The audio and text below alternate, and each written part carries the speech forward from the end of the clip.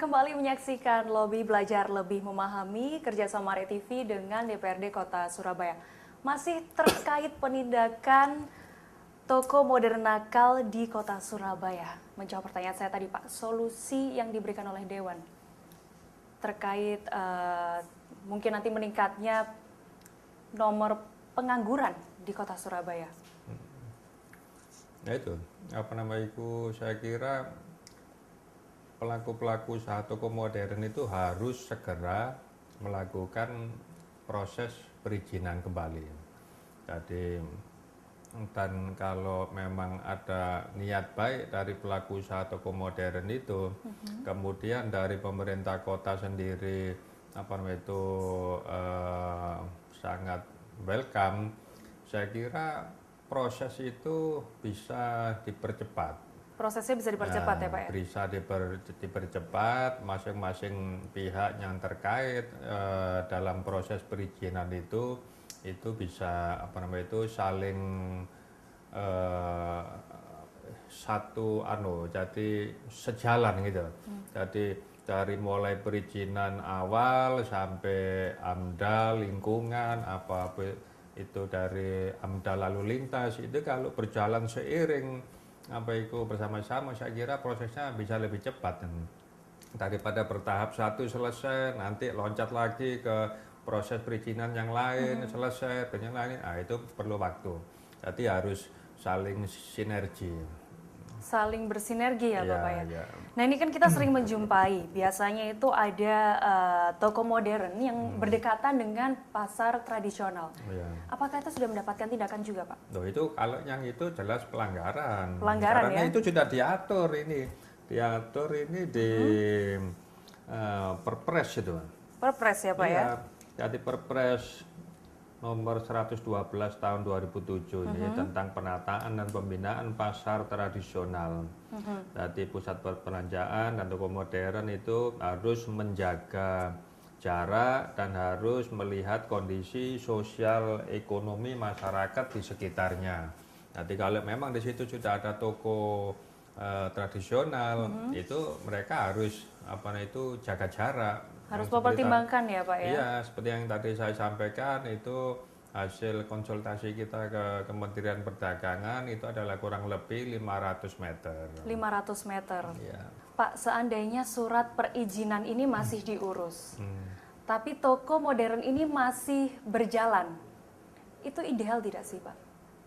Ya, tetap nggak boleh. Tetap nggak boleh ya? Harus tetap ada sanksi berat, tetap harus ada tindakan berat. Seperti yang dilakukan pemerintah kota Surabaya lewat Satpol PP Surabaya itu sudah melakukan tindakan penutupan pasar-pasar tradisional yang ada di Surabaya ini yang masih dalam proses perizinan.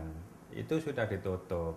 Jadi jangan ada tebang pilih toko modern yang sedang dalam proses perizinan dan belum mengantongi izin itu juga harus ada tindakan yang sama, yaitu penutupan sementara. Penutupan sementara ya, hingga sampai, suratnya ini keluar. Nah, sampai mereka melakukan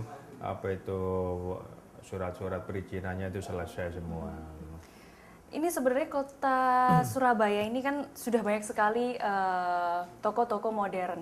Ini apakah toko modern yang di Surabaya ini sudah sesuai dengan RT RW kota Surabaya, Pak? Kalau yang toko itu saya kira tidak terlalu signifikan ya, pengaruhnya terhadap RT RW tata ruang, karena di situ kan toko-toko modern yang boleh dikatakan mini lah. Jadi yang luas tanah yang kira-kira 400-500 meter. Jadi tidak terlalu mempengaruhi tata ruang, kecuali itu kalau memang bentuknya toko modern yang besar, yang sekelas mall atau yang sekelas supermarket yang berkapasitas besar itu ya Pak ya? Nah, itu baru ada kajian-kajian yang lebih khusus itu. Oh, lebih kajian lebih khusus. Seperti apa Pak kajiannya Pak kira-kira?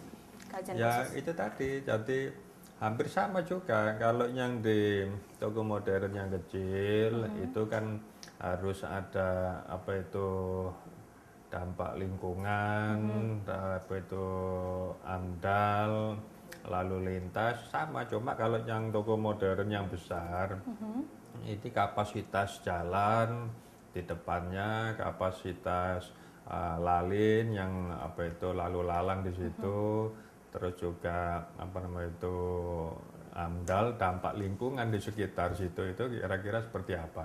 Jadi ada anunya, apa namanya itu ada